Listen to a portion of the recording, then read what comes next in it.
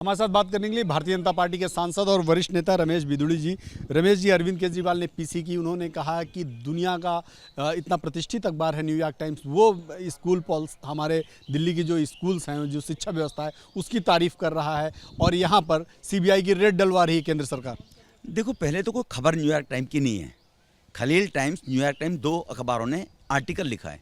Article लिखने वाला व्यक्ति, उसकी बैकग्राउंड में जाएंगे, वो खालिस्तान समर्थक मिलेगा। खालिस्तानी है वो, जो इनको वहाँ से समर्थन और फंडिंग करते हैं जी। तो वो आर्टिकल है, देश को गुमराह ना करे कि किसी अखबार ने खबर छापी है। भारत के किसी मीडिया हाउस ने कोई खबर छापी हो कि हमने सर्वे किया 200 मोहल्ला क्लिनिक बहुत फैंटास्टिक है दिल्ली के, हमने सर्वे किया 1000 में से 200 स्कूल बहुत बढ़िया बने हुए हैं मॉडल के नाम पर, दिखाया कहाँ खबर है? बाहर के अखबार। एक आप आर्टिकल लिखकर पैसे देकर किसी अखबार में छपवा लो। भारत के दिल्ली के पैसे को बाहर के अखबारों में छापकर देश में बेचना चाहते हो। दिल्ली के लोगों को एक बार आपने गुमराह करके बेवकूफ़ बना दिया। अब ये न्यूयॉर्क टाइम का नाम लेकर लोगों को बेवकूफ़ बनाना चाहते हो। बताएं कौन सी खबर है?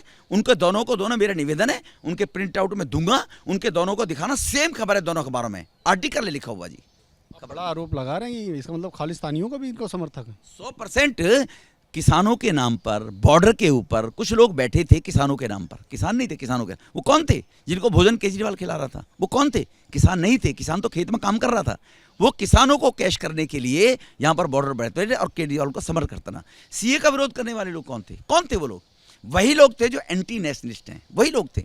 देश के लोग नहीं थे। 125 करोड़ लोग, देश में 23-24 करोड़ मुसलमान रहता है। कितने लोग बैठे थे? 1000 लोग मुसलमानों का प्रतिनिधित्व करेंगे क्या? तो ये लोग एंटी जो नेशनलिस्ट हैं, वो इस प्रकार की बातें करते रहते हैं। अरविंद केजरीवाल का कहना है कि जो दिल्ली मॉडल है, हम लोग दिल्ली में शिक्षा में, स्वास्थ्य के क्षेत्र में इतना बेहतर काम कर रहा है कि आप लोग घबरा गए हैं, इसीलिए आप सरकारी एजेंसियों का इस्तेमाल कर रहे हैं उनके खिलाफ। देखो, ये केजरीवाल साहब ने खुद बयान दिया था एक बार। मैं इनकम टैक्स कमिश्नर था, कभी नहीं रहा जीवन के अंदर। आईपीएस ऑफिसर हैं सारे, सिविल सर्विसेज का टेस्ट पास करके आए, उसकी तरह लोअर कैटेगरी के नहीं है, आईपीएस हैं। वो किसी के दबाव में काम नहीं करेंगे। चीफ सेक्रेटरी दिल्ली ने चिट्ठी लिखी है, आपकी लीकर पॉलिसी पे बोलिए। लीकर पॉलिसी पे आपने कहा था हम कार्टर, कोई भी कॉन्ट्रैक्टर होगा उनको ठेका नहीं देंगे ग्रुप के अनुसार, हम ब्लैक लिस्टेड को ठेका नहीं देंगे, हम होलसेल के काम करने वाले शराब के ठेकेदार को रिटेल का काम नहीं देंगे। ये आपकी लीकर पॉलिसी को आपने विड्रॉ करना पड़ा। वो लीकर पॉलिसी इतनी बढ़िया थी तो आपने विड्रॉ क्यों किया? उसके बाद 150 करोड़ रुपये कोविड के नाम का छोड़ दिया आपने। क्या रिश्तेदार लगते थे? फूफा लगते थे आपके?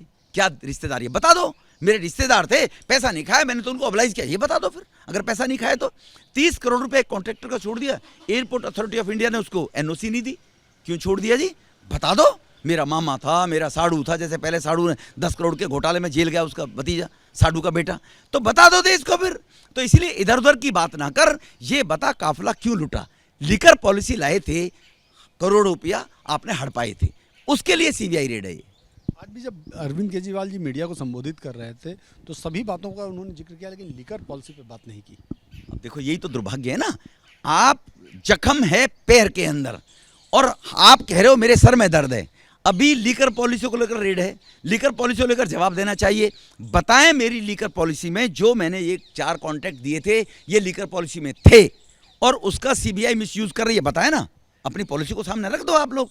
और पॉलिसी आपकी इतनी बढ़िया थी तो आपने विड्रॉ क्यों किया? उस पॉलिसी को आगे क्यों नहीं बढ़ी? वो ठेकेदार क्यों भाग गए छोड़ कर?